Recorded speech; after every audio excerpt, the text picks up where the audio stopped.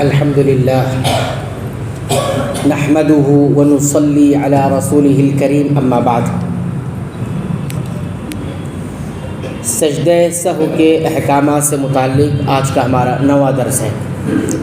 پچھلے درس میں یہ بات بتائی گئی تھی کہ کسی شخص نے امام کے ساتھ اگر رکوع پا لیا تو کیا وہ رکعت شمار ہوگی یا نہیں ہوگی، تو اس سلسلے میں دو رائے کے حوالے سے راجح کیا مسئلہ تھا وہ ہم نے آپ کو بتایا تھا۔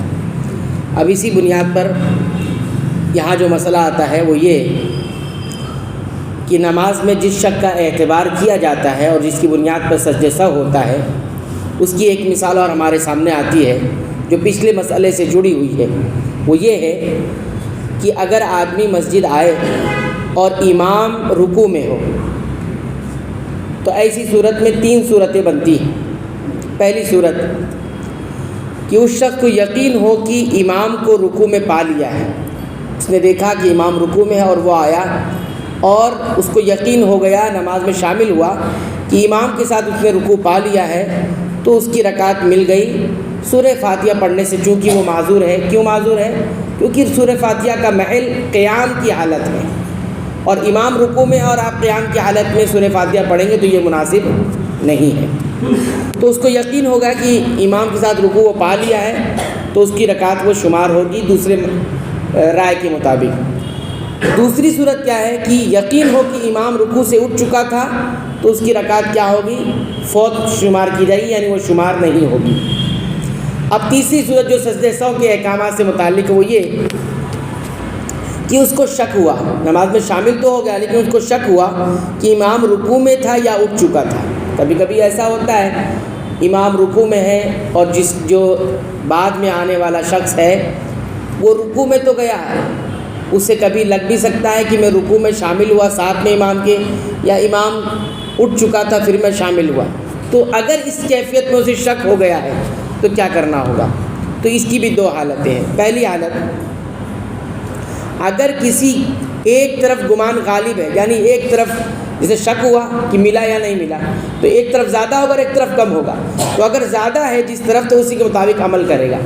اس کو لگتا ہے کہ میں رکوع مجھے مل چکا ہے تو اس کے مطابق وہ رکعت شمار ہو جائے گی۔ اسے لگتا ہے کہ نہیں ملا تو اس کا مطلب وہ رکعت شمار نہیں ہوئی۔ تو جس طرف زیادہ رہے گا گمان تو اس پر وہ عمل کرے گا۔ لیکن ایسی صورت میں کرنا کیا ہوگا؟ ایسی صورت میں یہ ہوگا کہ نماز پوری کرے گا، سلام کے بعد سجدہ سہو کرے گا، سلام کے بعد سجدہ سہو کرے گا، کیونکہ شک ہوا ہے اسے۔ کیا ہوا ہے؟ شک ہوا ہے، اس لیے اس کو سجدہ سہو شک کی بنیاد پر کرنا ہوگا۔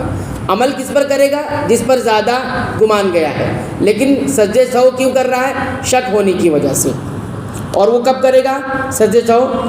سلام کے بعد سجدہ سہو، جیسے ہم نے بتایا کہ گویا اس کی ایک چیز زیادہ ہو گئی ہے۔ دوسری حالت کیا ہے؟ دوسری حالت یہ ہے کہ اگر دونوں برابر ہیں، اس کو لگتا ہے کہ نہیں امام کے ساتھ مجھے رکوع مل گیا ہے اور یہ بھی لگتا ہے نہیں ملا ہے، تو یہ دونوں برابر اگر ہے تو پھر کیا کرے گا؟ وہی صورت کہ یقین پر وہ عمل کرے گا۔ ظاہر سی بات ہے یقین تو ہے ہی نہیں، دونوں برابر ہیں، تو یقین کس پر کرے گا؟ وہ یہ یقین کر لے گا کہ مجھے رکوع نہیں ملا، یعنی کم والی چیز پر یقین کر لے گا۔ جیسے کہ ہم نے رکعت کی تعداد میں بتایا تھا کہ اگر کسی انسان کو رکعت کے کم زیادہ ہونے پر شک ہو جائے اور دونوں طرف برابر ہے تو کیا کرے گا؟ جیسے 4 پڑھا کہ 3 پڑھا تو 3 پر یقین کر لے گا، 3 پر یقین کم والے پر، اور پھر 1 رکعت پڑھے گا۔ اور سلام کب پھیرے گا؟ ہم نے بتایا تھا نماز کے اندر رہ کر ہی وہ سلام پھیرے گا، یعنی سجدہ سہو کرے گا سلام سے پہلے۔ تو یہاں بتا رہا ہے یقین پر عمل کرے گا، یعنی رکعت کو فوت مانے گا، وہ یہ یقین کر لے گا کہ میرا رکوع نہیں ملا ہے، اور نماز پوری کرے گا اور سلام سے پہلے سجدہ سہو کرے گا۔ کیوں؟ کیونکہ اس نے ایک چیز کو کم مان لیا ہے، اور کم ماننے کی بنا پر کیا کرے گا؟ سلام پھیرنے سے پہلے سجدہ سہو کرے گا، پھر سلام پھیر دے گا۔ تو یہی مسئلے کے لیے ہم نے پہلا مسئلہ بیان کیا تھا کہ پہلے یہ مسئلہ ہمارے سامنے ہونا چاہیے کہ امام کے ساتھ اگر رکوع مل جاتی ہے تو کیا وہ رکعت ملتی ہے کہ نہیں ملتی ہے. تو ہم نے راجح مسئلہ یہ بتایا تھا کہ امام کے ساتھ اگر کسی کو رکوع صرف مل گیا اس رکعت کا تو وہ رکعت اس کی شمار ہو جائے گی. لیکن یہ مسئلہ یاد رہنا چاہیے کہ سورہ فاتحہ بہرحال نماز کا رکن ہے. عام حالات میں اگر کسی نے سورہ فاتحہ نہیں پڑھا ہے تو وہ رکعت شمار نہیں ہوگی.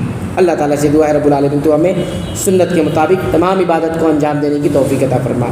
اے اللہ تو ہماری مغفرت فرما، ہمارے والدین کی مغفرت فرما، تمام مسلمانوں مومنوں اہل توحید کی مغفرت فرما. آمین.